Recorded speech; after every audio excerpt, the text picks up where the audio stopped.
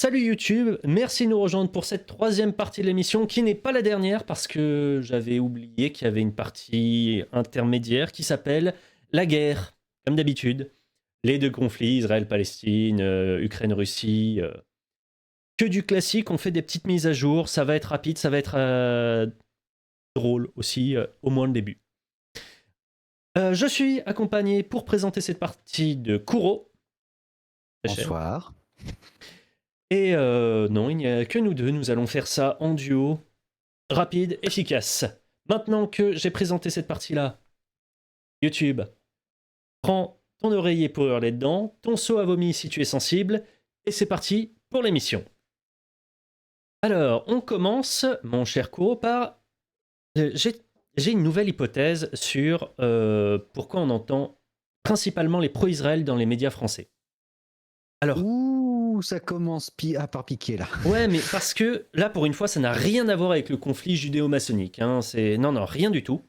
Euh, c'est juste que quand tu as Madame Panot qui n'est pas capable de situer la Palestine à l'est ou à l'ouest du Jourdain, genre elle est dans un média et tu as le journaliste qui lui fait Madame Panot, la Palestine, donc le nouveau pays et tout ça, à l'est ou à l'ouest du Jourdain?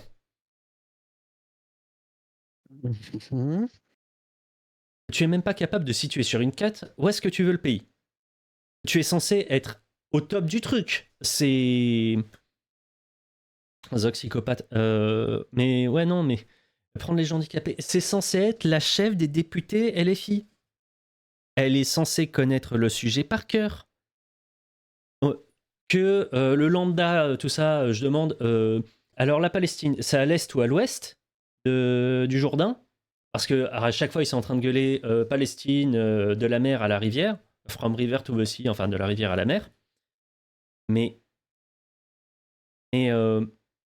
si tu n'es même pas capable de dire de quel côté de la rivière ça se situe, ça fout un peu mal quand même.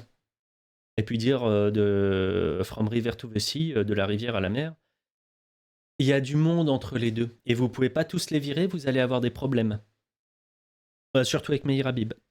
Enfin voilà, c'était la raison pour laquelle je me disais que ils invitaient pas souvent les gens pro Israël, enfin pro Palestine sur les médias français. Si ça finit comme ça à chaque fois, je comprends qu'ils soient pas invités. Non, mais là, on en est à un point où, en fait, les défenseurs d'une cause ne comprennent même pas la cause qu'ils défendent. C'est un peu ça.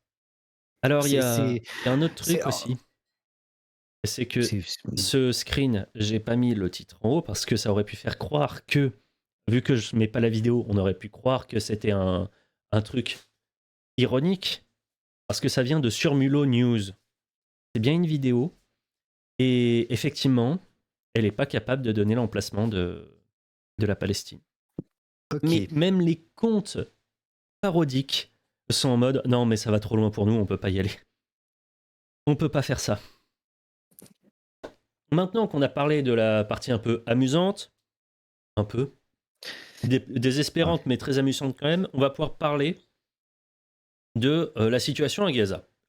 Enfin surtout à la Cour de justice internationale. Parce que il y a eu une demande en urgence déposée par l'Afrique du Sud pour demander l'application immédiate des sanctions, grosso modo, pour qu'il y ait bien un embargo d'armes qui soit fait sur Israël pour empêcher que les armes puissent venir. Histoire de... Israël n'ait plus les moyens de réduire Gaza en cendres. Et il est interdit de faire une blague sur Israël et la cendre, s'il vous plaît, messieurs. Même dans le chat. Et la procédure d'urgence a été motivée, il faut bien noter la formulation, je vais la citer tellement elle est belle.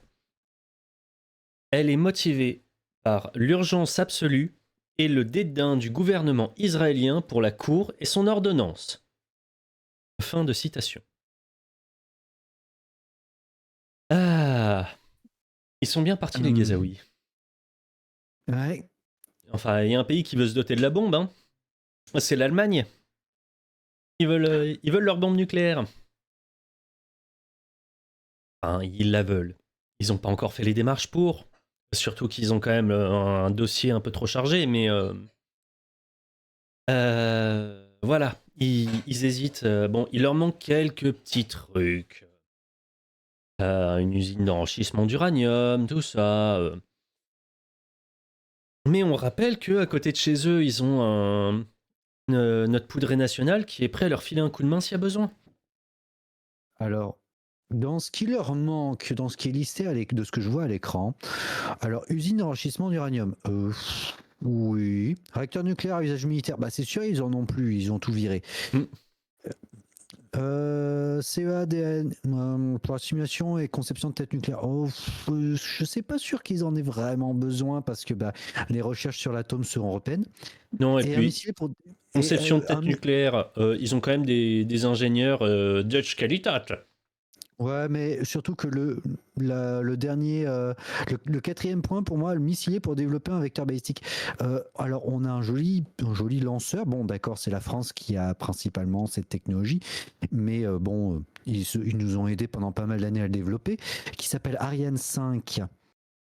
Ouais, et tu as encore, toi, à l'époque de Werner von Braun, où une fusée, tu mets une bombe dedans et ça te fait un missile tout à fait normal.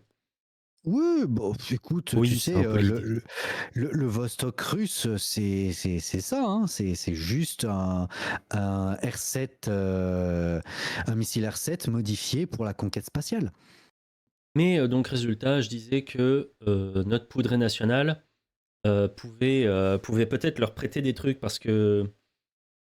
Je dis ça parce qu'en ce moment, il est d'humeur partageuse. Très partageuse. Ah, il a déclaré qu'il n'y avait aucune limite ni aucune ligne rouge au soutien de la France à l'Ukraine. Donc je pense qu'il est capable aussi de filer des trucs à l'Allemagne, ça le dérangera pas. Bah, en même temps, il était bien copain à une certaine époque avec l'Allemagne, donc Oui, c'est mais sûr que ça ne gênera pas. Merkel avait des charmes que Scholz n'a pas. Oui, c'est pas. T'en sais rien. T'en sais rien. Je ne ferai pas de blague supplémentaire. On va pas faire de blagues supplémentaires. Mais Voilà. voilà. Euh, Mais de toute manière, là, on en est à un point à se demander si l'Allemagne et donc la communauté européenne ne serait pas capable de se partager certains secrets.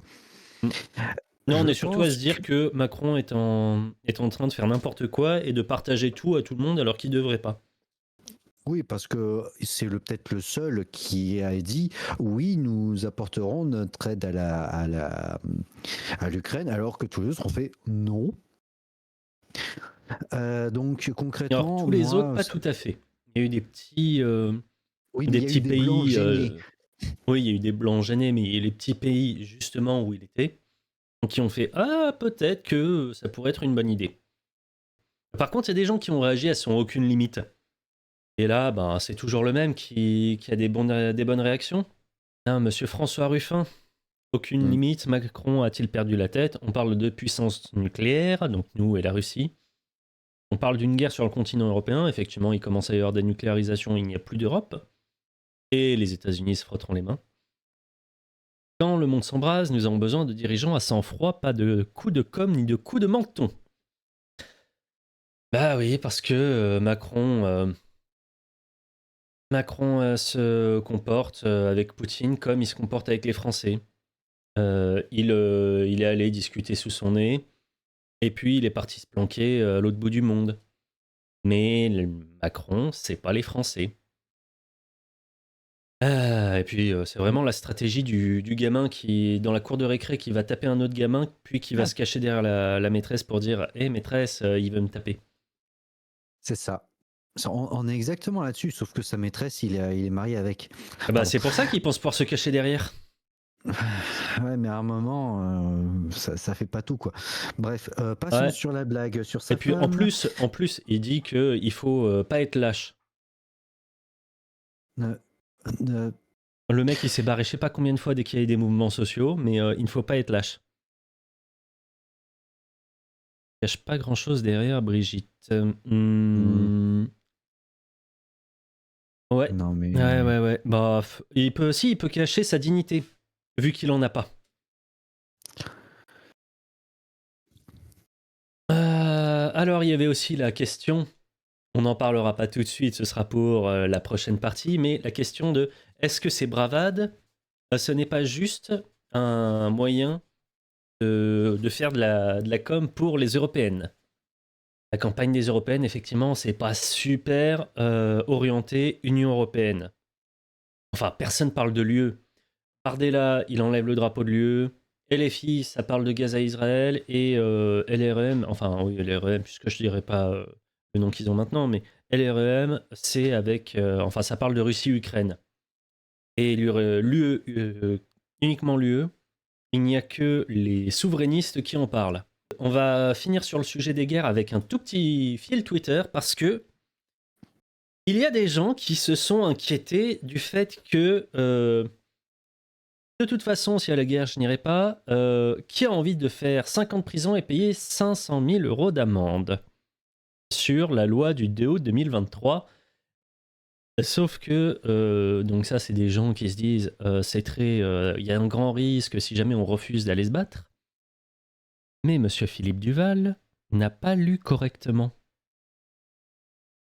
Parce que Monsieur Philippe Duval comment dire, Monsieur Philippe Duval a fait une erreur que même ma compagne n'a pas fait. Il n'est pas marqué mobilisation, mais réquisition.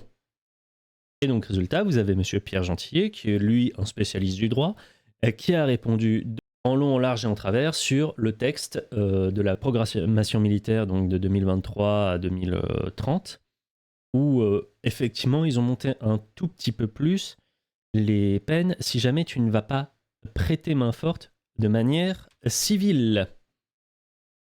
C'est donc là, tac, bien, je laisse un peu histoire que YouTube puisse faire pause. C'est donc la loi en question, ça vient juste clarifier le bousin, histoire de réduire un peu la densité pas la densité, mais la taille du code pénal, du code de tous les codes qui existent.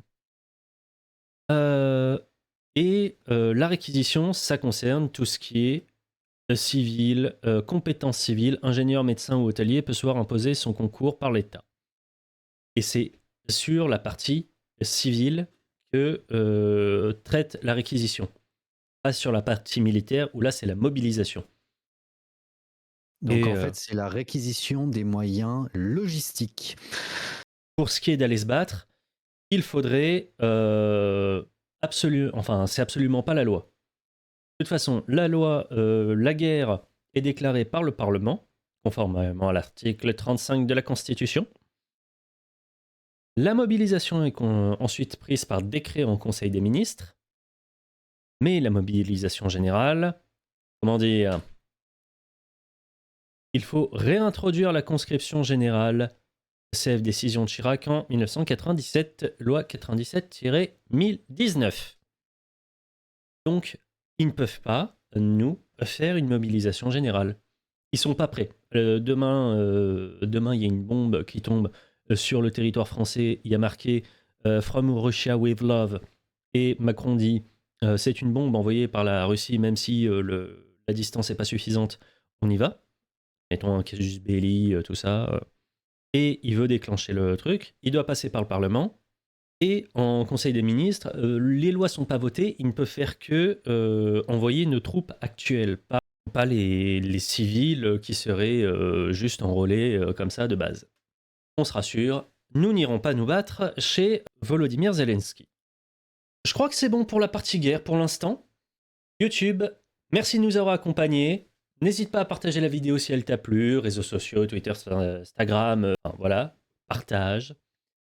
N'hésite pas à rejoindre la faction. Tu peux rejoindre aussi le Discord pour venir discuter avec nous.